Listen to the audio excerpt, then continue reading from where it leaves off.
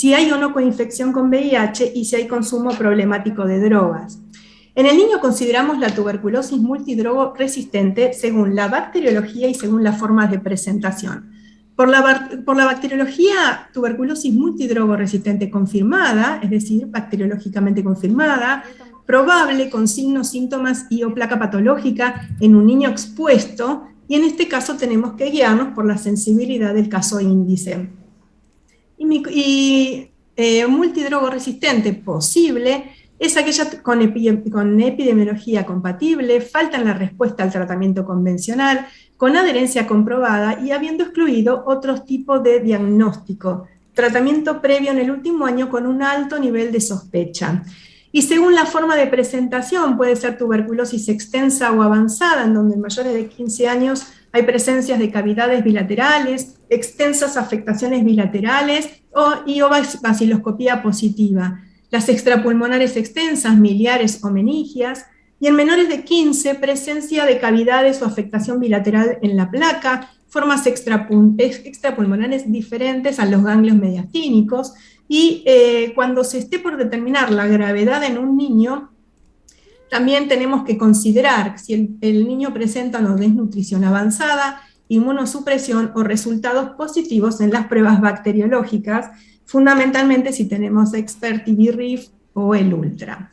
Sabemos entonces que para un diagnóstico de certeza no nos vamos a meter de lleno en esto, ya todo lo conocemos. ¿Qué necesitamos? Baciloscopía, cultivo, antibiograma por métodos fenotípicos o genotípicos y la identificación de la especie en cualquier muestra que podamos tomarle a los niños.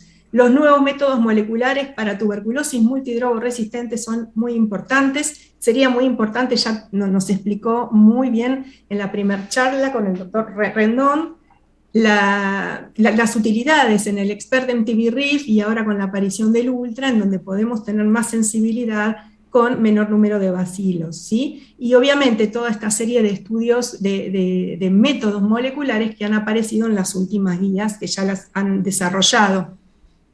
Entonces, sabiendo que el diagnóstico bacteriológico en niños es sumamente dificultoso, ¿iniciamos tratamiento cuando hay clínica compatible, radiología compatible y epidemiología? Sí, tenemos que hacerlo. Cuando se cumplen con todas estas características, ¿sí? Con un contacto cercano o un contacto que fallece por TB en los últimos, durante el último tratamiento, contacto cercano del caso índico con un fracaso terapéutico y contacto cercano con tratamiento previo con drogas de segunda línea.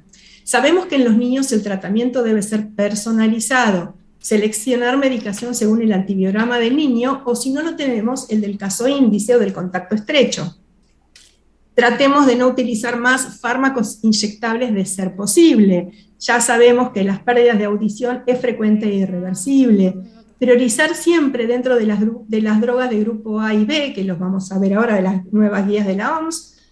Seleccionar el máximo de drogas bactericidas, recordando también que la suma de más drogas suman más efectos adversos. Utilicemos, aunque sea 4 drogas en la fase de continuación. El Delamanid lo podemos usar actualmente a cualquier edad en reemplazo de los inyectables, no tenemos en nuestro país, y la bedaquilina también es recomendada a cualquier edad. Sabemos que los tratamientos en los niños es más prolongado, pero presentan una mayor tolerancia a las drogas con un menor número de eventos adversos serios. Todas las quinolonas en los niños pueden ser indicadas en una toma diaria. Los niños entre 7 y 15 años tratados con moxifloxacino tienen menor concentración sérica que los adultos y pueden requerir más dosis, ya que la actividad bactericida es dosis dependiente. La presencia de artropatía, eso ya en los últimos años es bien sabido, pero recalcamos, no fue correlacionada en niños, salvo un reporte inicial de 5 casos de artralgias que se resolvió con la suspensión del medicamento. Controlar QT principalmente cuando asociamos las quinolonas a una bedaquilina y al Delamanid.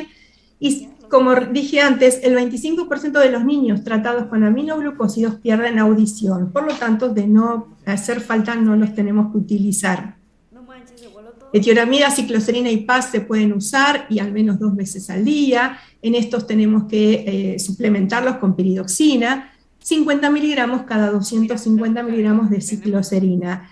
tener en cuenta que en casos muy severos o niños con inmunosupresión, tenemos que tener en cuenta que puede aparecer el síndrome de reconstitución inmune, para el cual podremos utilizar ibuprofeno o prednisona o algún equivalente. Sabemos que el síndrome de reconstitución inmune se presenta tanto en niños inmunocompetentes con enfermedades severas, como así como está referido en los coinfectados con VIH, antes de empezar hoy el inicio del tratamiento con la terapia antirretroviral.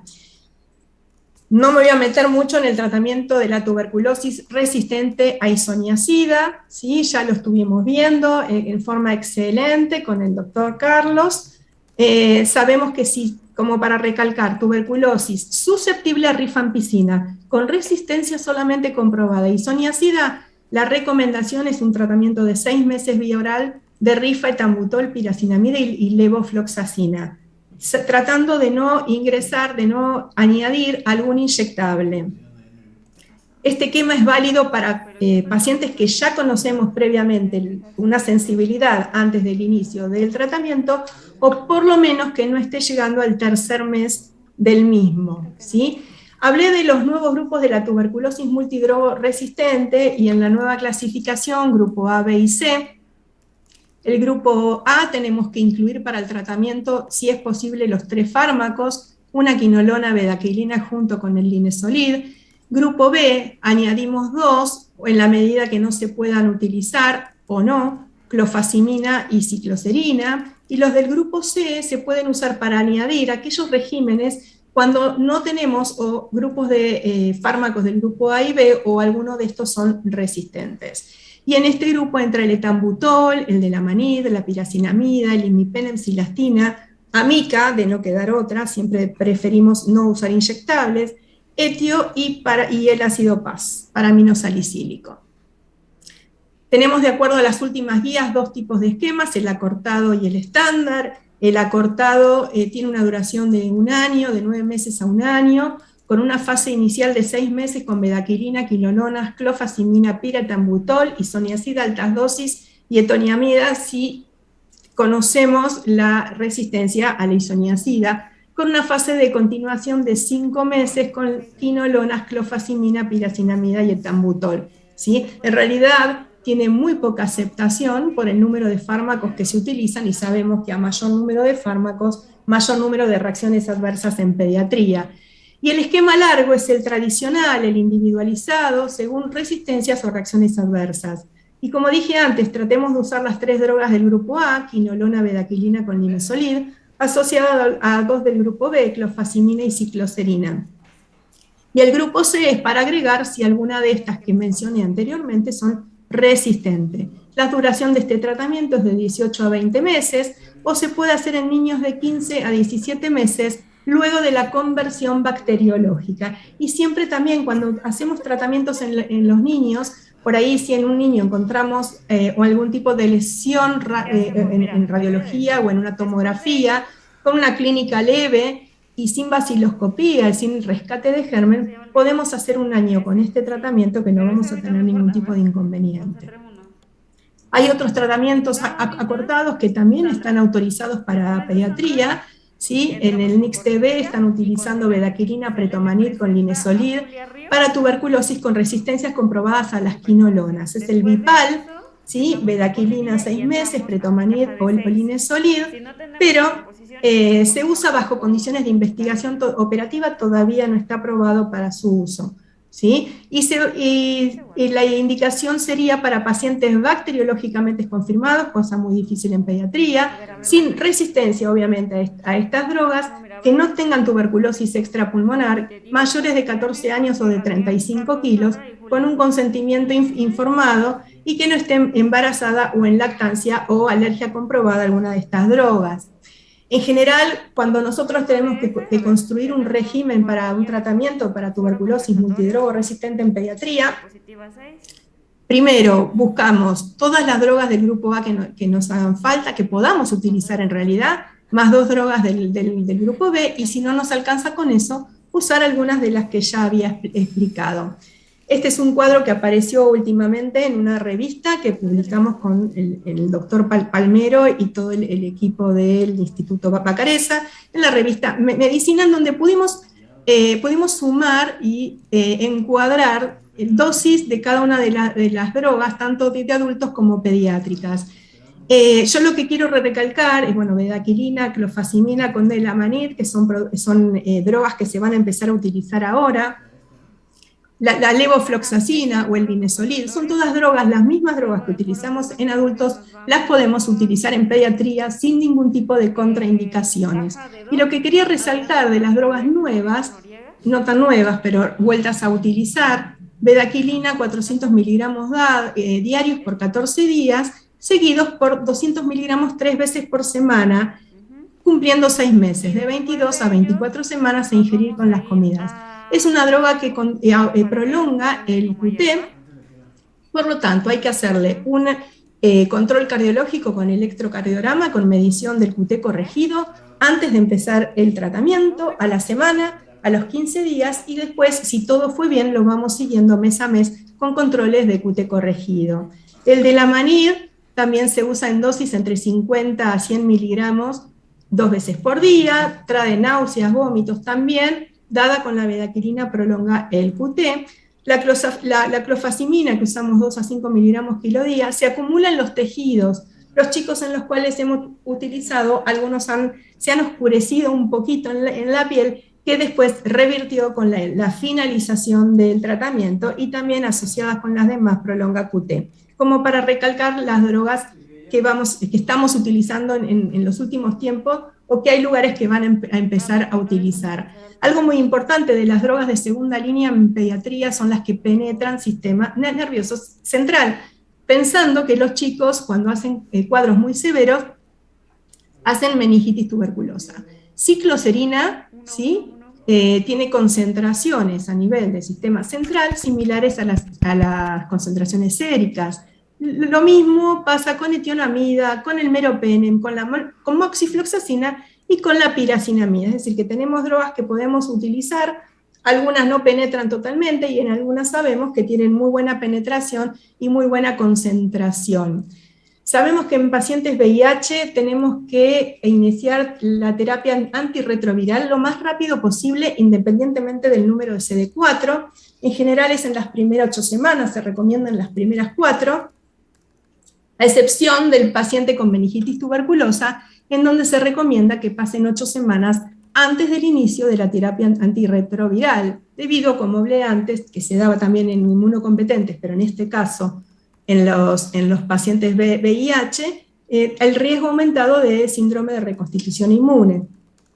Otra cosa para tener en cuenta con las nuevas drogas, en los pacientes que ya están en tratamiento antirretroviral, el efavirenz disminuye la concentración de bedaquilina, los inhibidores de proteasa aumentan la concentración de bedaquilina, el de Delamanid no presenta ningún tipo de interacción, y hay que considerar prolongar tratamientos en las formas graves. Sabemos que el tratamiento, hablamos de conversión bacteriológica en tuberculosis drogoresistente cuando hay 2 cultivos de esputos que es negativo, que negativizaron, consecutivos, separados al menos por 7 días. Reversión bacteriológica son 2 cultivos de esputos positivos consecutivos, separados al menos de 7 días, luego de haber conseguido la conversión bacteriológica. Esto es un fracaso terapéutico y hay que replantear un nuevo esquema terapéutico. Se considera como límite para la conversión bacteriológica el 6º mes de tratamiento, ¿sí? Y obviamente paciente curado es aquellos con cultivos que es negativos al final del tratamiento, luego de haber convertido como corresponde la conversión bacteriológica. Algunas cositas, algunas imágenes, de la tuberculosis en pediatría, la multidrogoresistente, ¿sí? Las imágenes muy similares a la de los adultos, con derrame, con cavidades, muy frecuente en el instante inicial, en el ensanchamiento del mediastino, con presencia de adenopatías, ¿sí? Fíjense en las tomografías, el ensanchamiento mediastinal. También podemos ver imágenes con cavidades, ¿sí? Con derrames extensos, con derrame con cavidad, y la famosa tuberculosis miliar, muy característica en menores de 1 año. Las podemos ver en menores de 5, pero es más característico en menores de 1 año.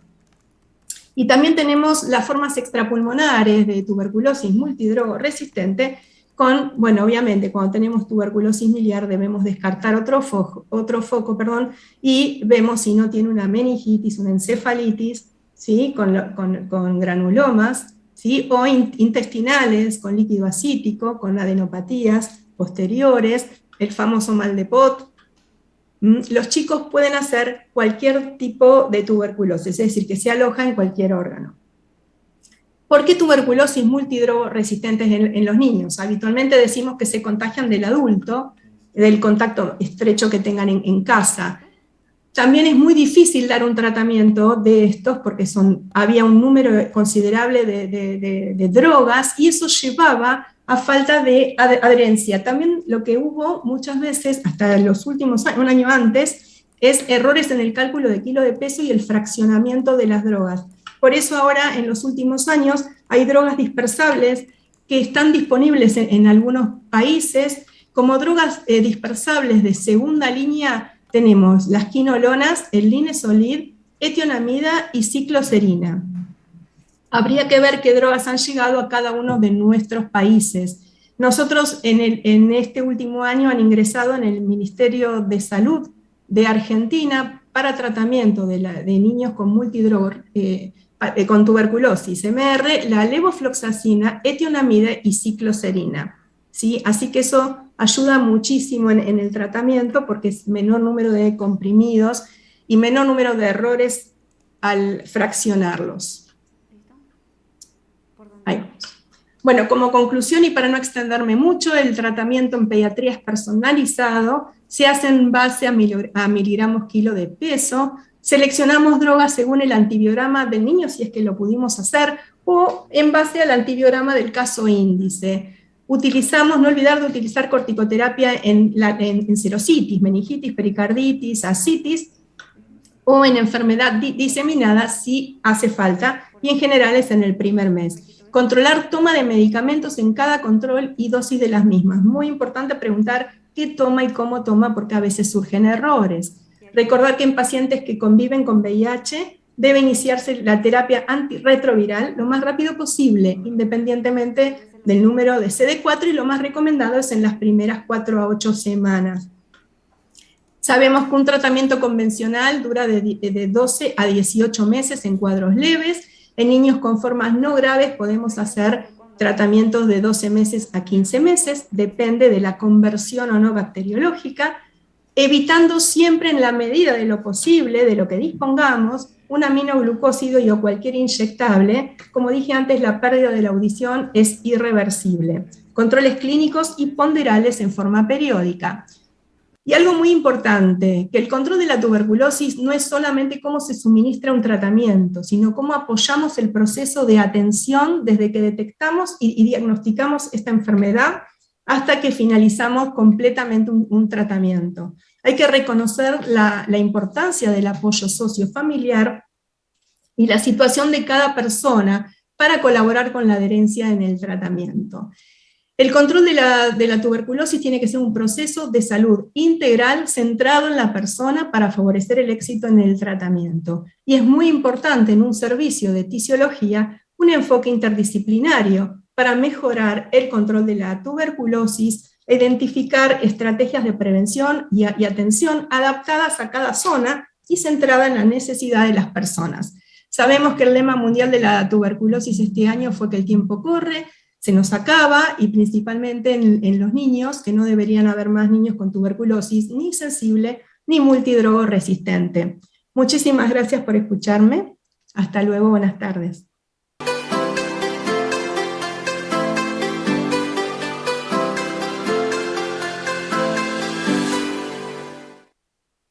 Buenas tardes, continuando con nuestro programa del Departamento de Tuberculosis, es un verdadero honor presentar a la doctora Julia Ríos Vidal.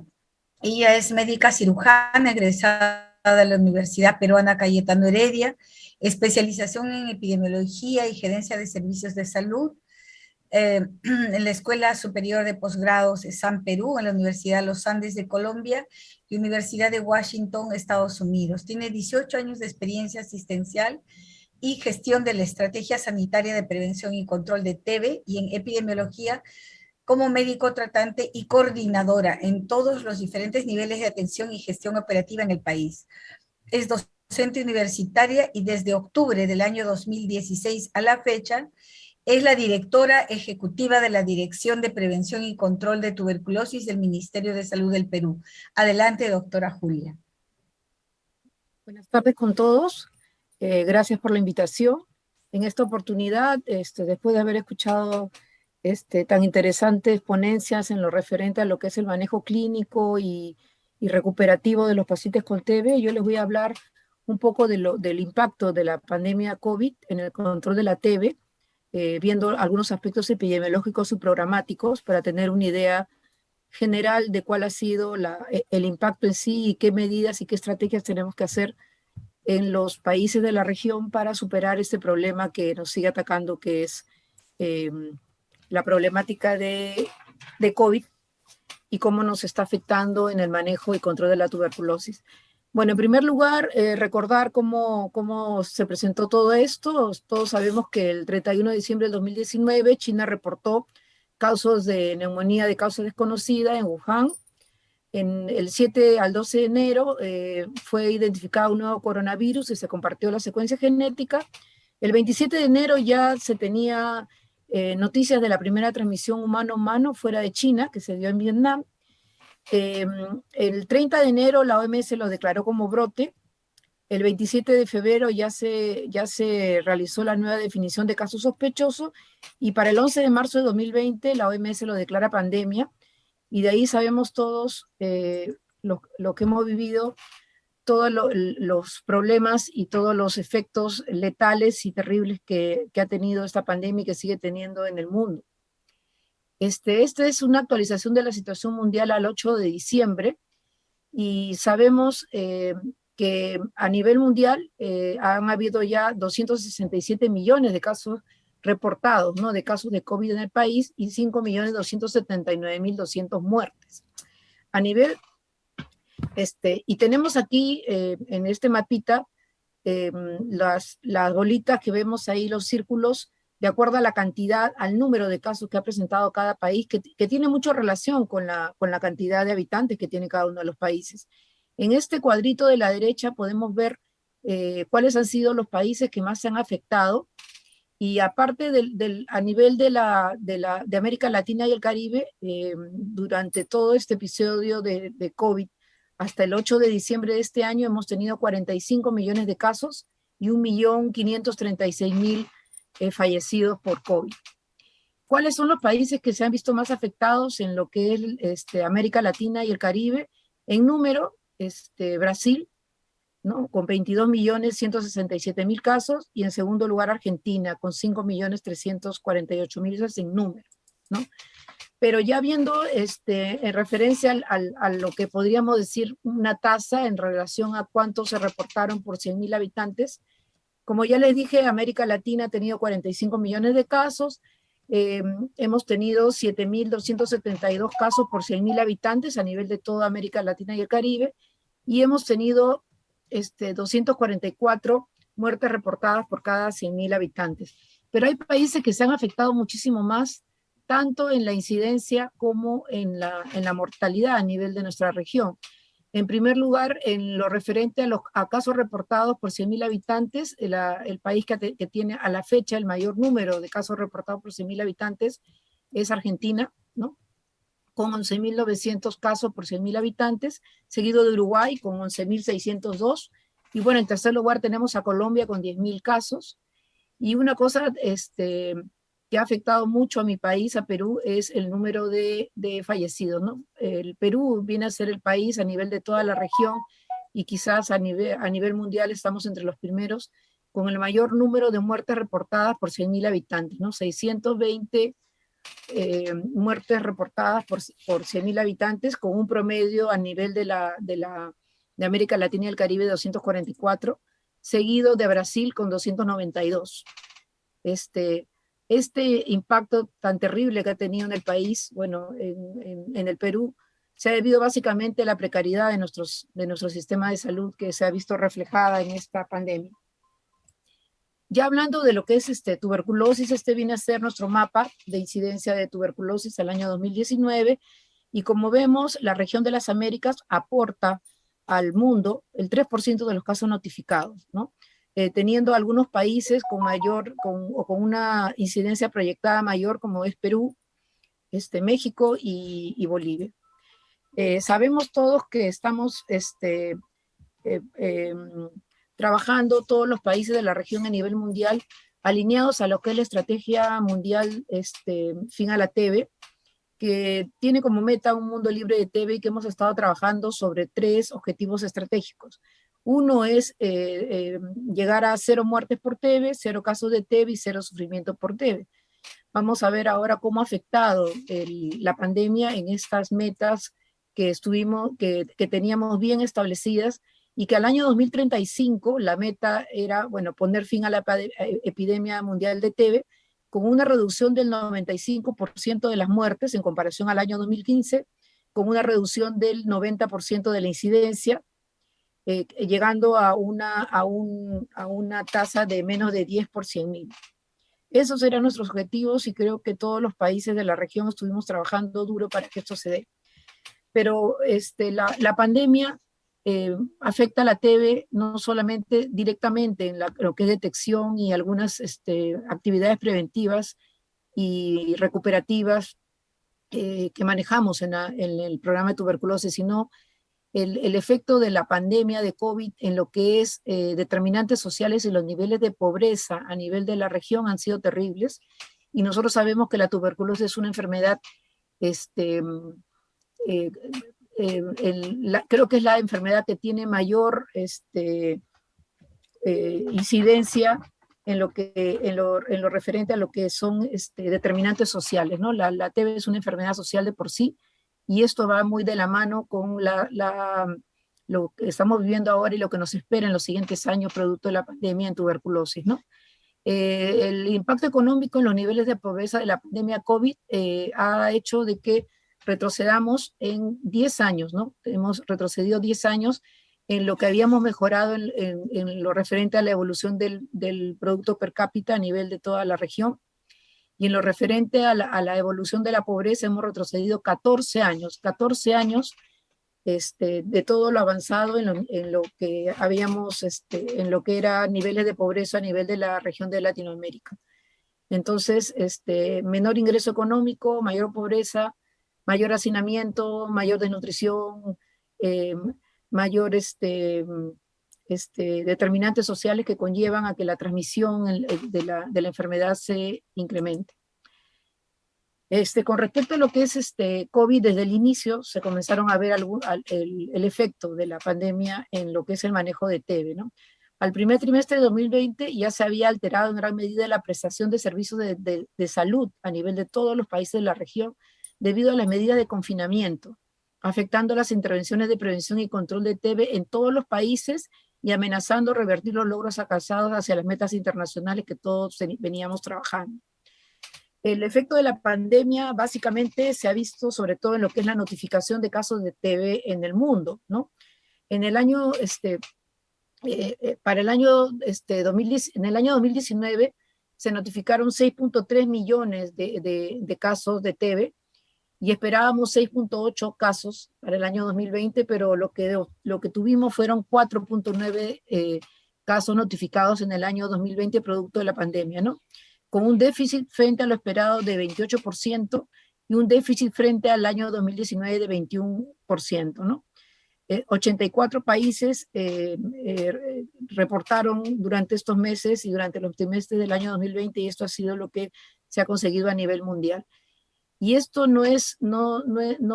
todo lo tenemos bastante claro, que no significa que han disminuido los casos, sino que tenemos problemas para la detección, que ya lo había determinado la doctora cuando nos habló del impacto de COVID en lo que era la detección de casos de TB-MDR en niños, ¿no? A nivel de la región de las Américas, todos los países han tenido un déficit de notificaciones de casos de TB. A nivel de toda la región, hay un promedio de 16.4% menos de casos en promedio, pero cada país ha disminuido en forma variada su detección, ¿no? Nos vamos desde Bahamas, que disminuyó en un 37% la detección, hasta Trinidad y Tobago, que a pesar de la pandemia incrementó su detección en 2.3%, pero el promedio es 16.4%. En el caso del Perú, mi país, disminuimos en 26% la detección de casos, y esto conlleva a pensar de que tenemos una morbilidad encubierta en comunidad, que persiste la transmisión de la enfermedad y la ha persistido durante todo este tiempo. Manteniendo la transmisión, hemos disminuido muchísimo, incrementándose la transmisión, disminuyendo la detección, hemos incrementado muchísimo el riesgo de tuberculosis a nivel de toda la región y del mundo.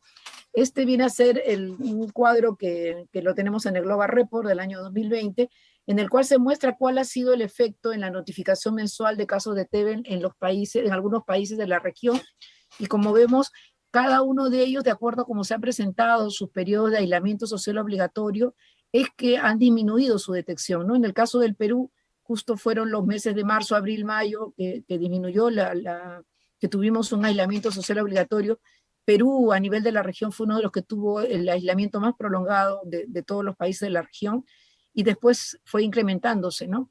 Chile, Colombia, también vemos que han tenido algunas bajas, y todas estas alteraciones están en relación a lo que es aislamiento social. El aislamiento social impedía la detección adecuada, a no ser de casos que ya estaban muy, muy comprometidos, y que a pesar del temor al contagio de COVID acudían a los establecimientos de salud y eran diagnosticados, y son diagnosticados hasta la fecha con enfermedad tuberculosa muy avanzada, ¿no? En el año 2020 vemos cómo ha sido la notificación tanto de casos nuevos y recaídas. Acá tenemos 3 países de la región, Colombia, México y Perú, y vemos en la línea azul cómo se ha manejado en el año 2020 y cuál es la respuesta ahora al año 2021. Hay una mejora en la notificación mes a mes de todos los países de la región, pero sin llegar todavía a los niveles que teníamos en el año 2019 prepandemia, ¿no? ¿Cuáles eran las tendencias y las proyecciones de la estrategia Fin de la TB en referencia a la región de las Américas?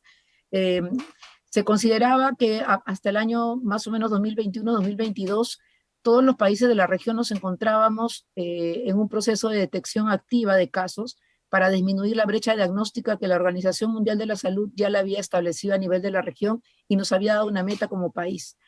Se consideraba que más o menos a partir del año 2022, después de que hubiésemos detectado a más del 90% de los casos de TB en cada uno de nuestros países, controlado la transmisión, evitado que estos pacientes sean perdidos en seguimiento, la incidencia iba a ir disminuyendo, y podríamos llegar al año 2025 con una disminución importante, y al año 2035 con el 90% de la reducción de la tasa de incidencia. Pero la pandemia nos jugó una mala jugada, y lo que hemos visto en el año 2020 ha sido una disminución muy importante, ¿no? Como ya les decía, ha sido un promedio de 16% en la región de los casos incidentes y recaídas, y actualmente nos encontramos al año 2021 incrementando esta detección, pero todavía, ¿no? Todavía con olas, todavía con aislamientos sociales, todavía con temor, y todavía con déficit de recursos humanos a nivel de todos los sistemas de salud de la región, que conllevan a una menor detección. El pronóstico a nivel de la región es de que logremos escalar por lo menos a los niveles que hemos estado prepandemia para comenzar a disminuir. Pero esto es un albur, realmente es una cosa que no podemos estar seguros si se va a dar, ya que el uso de las mascarillas a nivel mundial todavía no se sabe cuál es el impacto verdadero de lo que es la transmisión de tuberculosis, ¿no? Algunos reportes indican que probablemente la disminución de la transmisión se esté llevando a cabo por efecto del uso de mascarillas a nivel comunitario, ¿no? Más no intradomiciliario, ¿no? En los contactos intradomiciliarios, donde en muchos lugares de la región, en zonas de pobreza, nos encontramos con familias con casos de TB en los cuales habitan muchas veces en una sola habitación muchas personas, con hacinamiento, sin ventilación cruzada y con un mayor riesgo de transmisión. Entonces, no sabemos en realidad si en algún momento llegaremos a los niveles que tuvimos pre-pandemia, y creo que todos estamos de acuerdo de que ahorita nuestro basal va a ser 2020. ¿Cómo era la tendencia y la proyección con respecto a lo que son muertes estimadas por TEBE?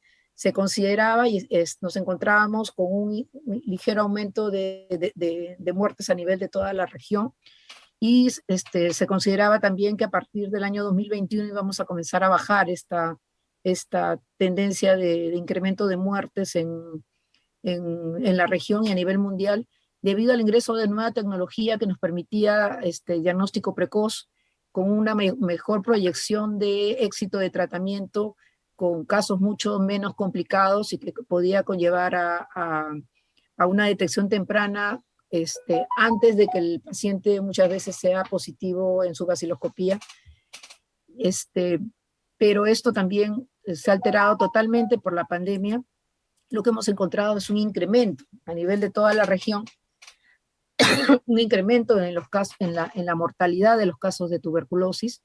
Hay varios estudios y varios modelajes. Uno ha hecho el Banco Mundial, algunos países de la región, en el cual determinan de que va a haber un incremento, ¿no? Por lo menos hasta el año 2025 en la mortalidad por tuberculosis en varios países de la región, y que tenemos que tomar muchas medidas, y eso conlleva a un presupuesto, incrementar el presupuesto en todos los países de la región para mejorar lo que son actividades preventivas, mejorar la detección, dejar de tener demora diagnóstica para disminuir los casos de mortalidad por TB.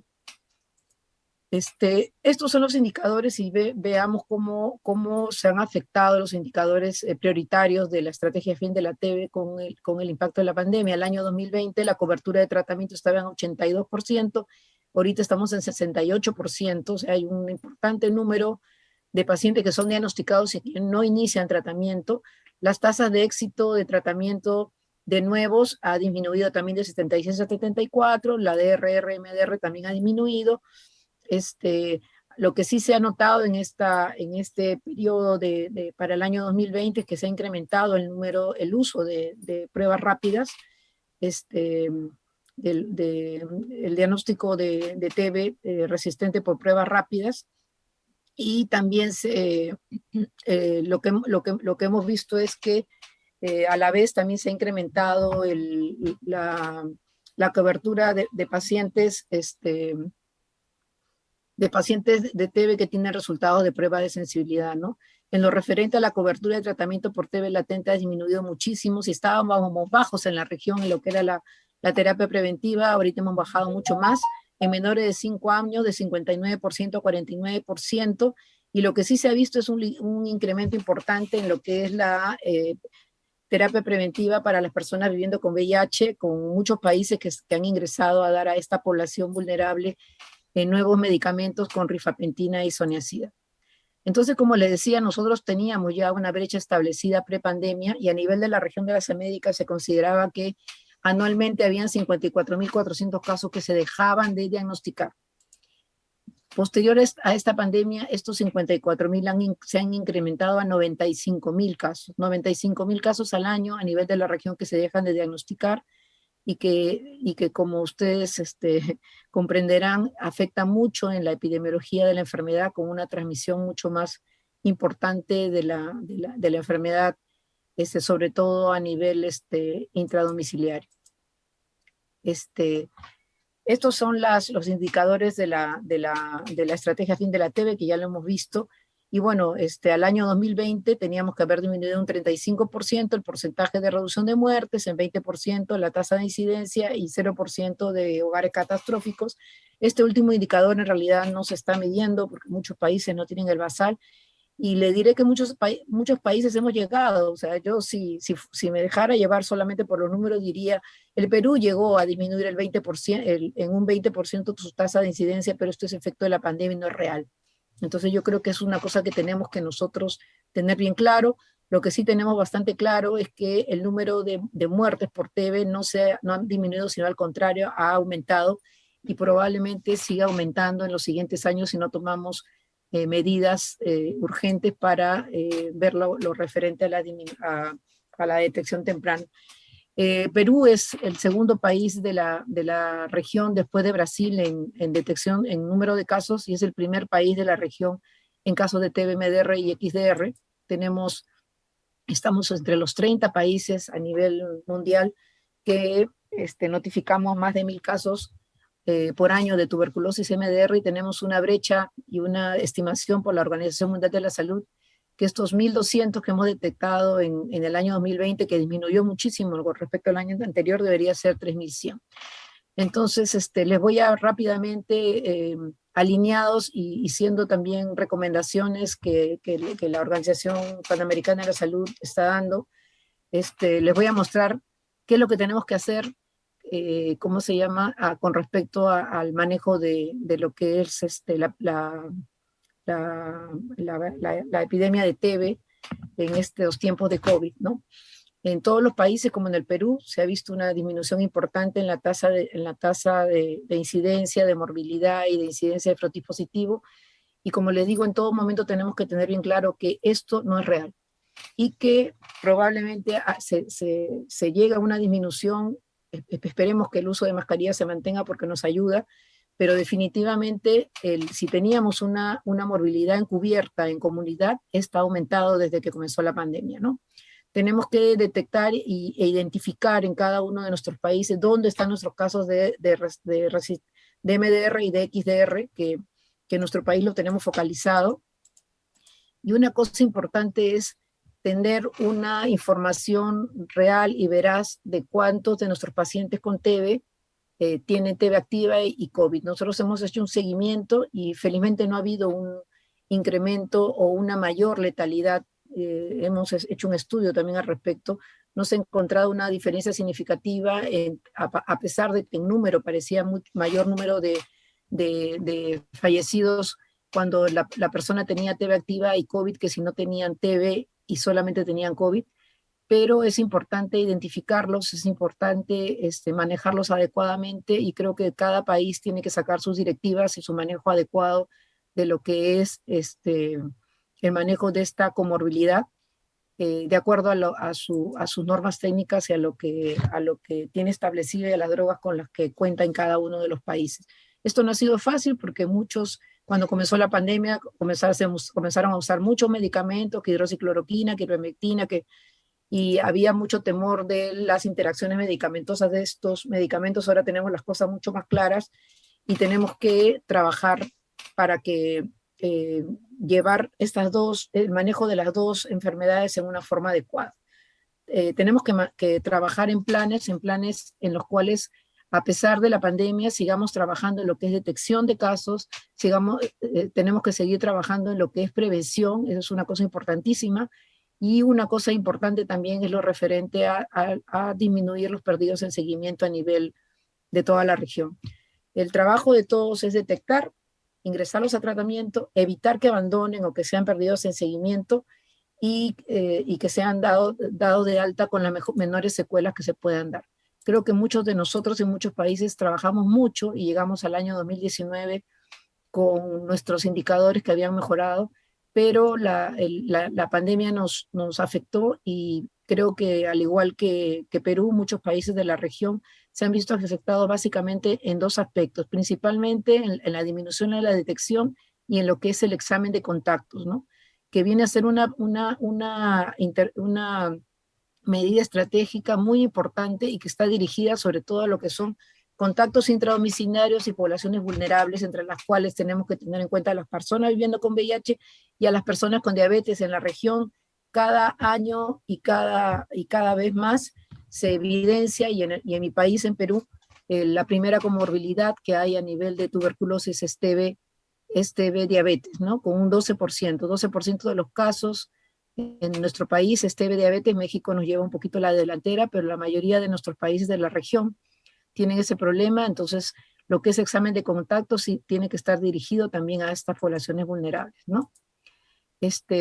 Esto viene a ser lo que también ya les mostré, y en el caso de Perú, la línea verde era nuestra captación mensual, que teníamos, esto es para el año 2019, en el año 2020 ven cómo disminuye, ¿no?, en relación a los tiempos de aislamiento social obligatorio y cómo estamos en el año 2021, ¿no?, la línea amarilla, pero todavía no hemos llegado a los niveles que teníamos en el año 2019, no sabemos si lo vamos a llegar o no, y que van muy de acuerdo a lo que ha presentado la Organización Mundial de la Salud. Igualito, y esto va en paralelo, en lo referente a las actividades de control de contactos, y creo que tienen que ser las principales actividades que tenemos que tener. Con respecto a lo que es mortalidad, este viene a ser nuestro mapa de mortalidad por TB en la región de las Américas. Los países que tenían mayor mortalidad por TB eran México, Uruguay y Chile, y los demás países nos encontramos con unas tasas entre 5 a 9 por 100.000. Se espera que durante el año 2021 al año 2025 estas tasas se incrementen. Nosotros tenemos un manejo entre lo que es la mortalidad por hechos vitales y la mortalidad de los fallecidos en tratamiento, y ya desde el año 2018 habíamos visto un ligero incremento, sobre todo en la línea roja, que es la mortalidad por hechos vitales, la que nos dan los informes de necropsia, que es el que es válido, y esperamos, y ojalá que no se dé, que esta mortalidad se incremente. Tenemos que trabajar para que esto no se dé, y eso va muy en relación a lo que es detección temprana. El Banco Mundial hizo un estudio, un modelaje en algunos países en lo que es referente a la región de las Américas. A Perú ingresó dentro de este estudio, y determinó que se iba a dar un incremento, ¿no?, en las muertes por tuberculosis en los siguientes 5 años, ¿no?, del 2020 a 2024, con un incremento de un 5 a un 11%, ¿no?, y que requerían urgentemente tomar medidas para disminuir esta mortalidad, ¿no?, en tuberculosis.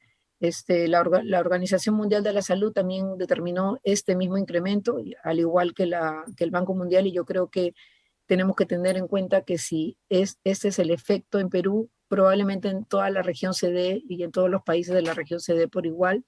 La incidencia, como ya lo habíamos dicho, en el año 2020 ha bajado, va a ir subiendo progresivamente, y esperemos que en algún momento termine de bajar, pero esto se va a dar siempre y cuando la brecha diagnóstica se logre disminuir, ¿no?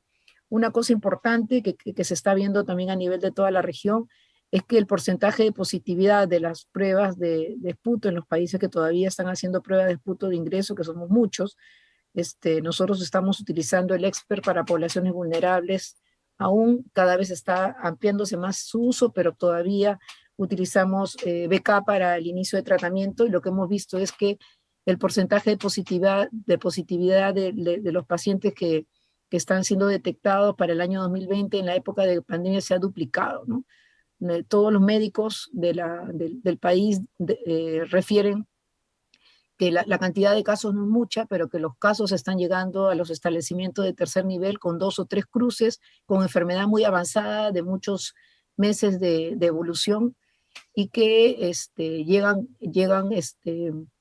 con disnea, llegan con hemoptisis, y que hacía 10 años que no veían este tipo de casos. Entonces, este es el impacto que está teniendo la pandemia a nivel de nuestra región, a nivel mundial, y esto tiene mucho que ver, como yo le decía, con lo que se refiere a lo que es detección temprana, ¿no? Entonces, como ven, en nuestro país, año tras año, el impacto del porcentaje de positividad en las muestras ha sido muy importante.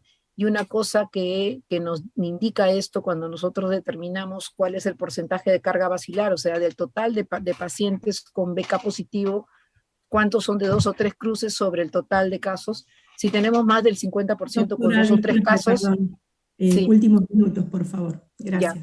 Esto nos está determinando que hay una demora diagnóstica, y yo creo que esto es una cosa importante que tenemos que trabajar a nivel de la región, ¿no? Tomar medidas para que esta demora diagnóstica disminuya. ¿Cuáles son las recomendaciones? En primer lugar, y como lo ha dicho la Organización Mundial de la Salud, comenzar a trabajar en lo que es tamizaje de contactos y de poblaciones vulnerables, con un tamizaje en comunidad, no esperar que vengan, sino ir hacia la comunidad, utilizando muchos de estos dispositivos y rayos X digitales con software ya digitalizados que nos puedan indicar de que la placa es sospechosa de TB, que pasen por prueba molecular y por examen clínico. No debemos dejar de lado al personal de salud que también tiene mucho riesgo de hacer enfermedad por tuberculosis y TB COVID. El uso de apps o de TICs para dispositivos móviles para el seguimiento de los pacientes, de las personas afectadas por tuberculoso. Y otra cosa importante es implementar el tamizaje de TB en los puntos COVID. Eso es una cosa muy importante en países de alta carga, donde toda persona con síntomas respiratorios que tengan algún factor de riesgo para tuberculosis, como puede ser que haya convivido, que sea contacto de una persona con TB, que haya fallecido por TB, que venga de un penal, que sea trabajador penitenciario, que sea persona privada de su libertad, persona viviendo con VIH, tiene que a la par que se le hace el protocolo para COVID, tiene que hacérsele una prueba molecular para TB.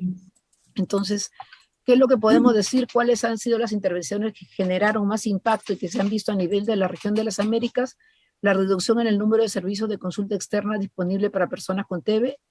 La mayoría de países no cerramos en ningún momento los servicios de TB, pero disminuyeron el número de servicios de consulta externa. A las personas con TB se le pidió autoaislarse y las personas con sintomatología respiratoria no acudían ni acuden a los establecimientos a no estar muy avanzada la enfermedad.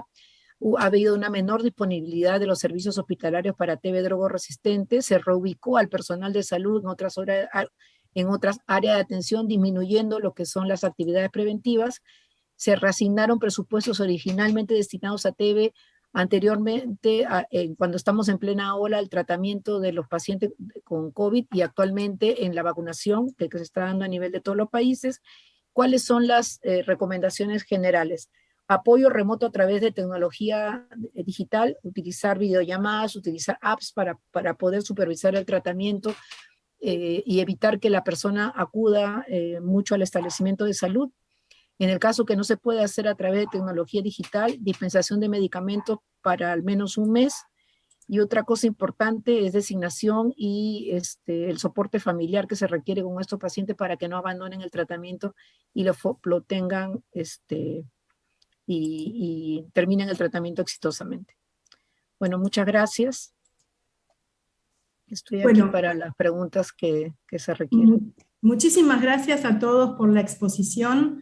Dada la hora, vamos a cerrar esta mesa que tenemos que entregar este canal para otra presentación. Así que agradecemos a los ponentes por las hermosas clases que han presentado y lo que hemos aprendido. Y bueno, seguir trabajando, todos los que estamos acá estamos trabajando para mejorar y para poder acceder al tratamiento para tuberculosis para todo el mundo, ¿no? Así que bueno, muchas gracias a todos, muchas gracias a LAT, y damos por concluida esta mesa de tuberculosis en tiempo de pandemia. Muchas gracias.